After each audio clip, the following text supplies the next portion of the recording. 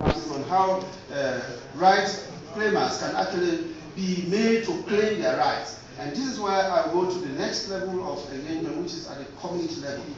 We seem to become, and Yao and I were discussing in the first 2 days about the whole question of small elites in local realities that are taking over and actually, minimizing the role and space for, the actual communities. And I think that we have a unique opportunity, which is a very serious challenge, because now, even as we are talking now as the action point for about making reference to or integrating or using it as a framework to review our mining laws or our regulations. It's not enough. Now, this is a serious challenge. It's a serious problem, but at the same time, it's an opportunity, and it gives us, the challenge now to say, how do we home this African mining as civil society? What approach do we take?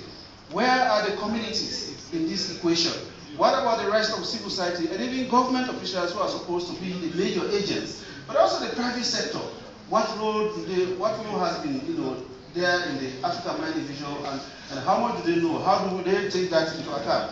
So there is a challenge for us to, one, take the African mining vision to the people, to the communities, but more importantly is getting the communities. We can advocate forever, but once the community stands out, one moment, their voices, their presence, their visibility is loud and clear, it's unquestionable, and it's easily attended to. And we have seen that when our communities rose up to challenge corporate entities. Government straight away instituted an inquiry, and that gave rise to a whole review of the mining regime.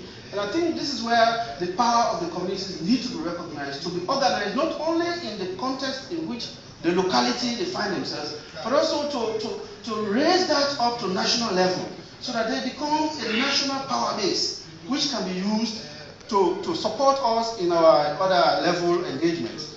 So lastly, Mr. Chairman, I think that the whole question of dealing with corporate entities, we have left for a very long time corporate entities on their own, and we want to deal with our state authorities, or state agencies, state bodies. I think that the terrain is changing where corporate entities, because of the UN principles also, they too need now to be engaged. I think we need to reconfigure our way of working so that they too are not left on their own, because state has been dealing with their state influences there, and they influence state. Well, we too can't we influence them? Can we not engage them? Can we not also make them know that they are responsible, and therefore we can work together to improve the situation, because they need interest and they need the resources, and we also need whatever it takes to ensure that our livelihoods and our communities are moving.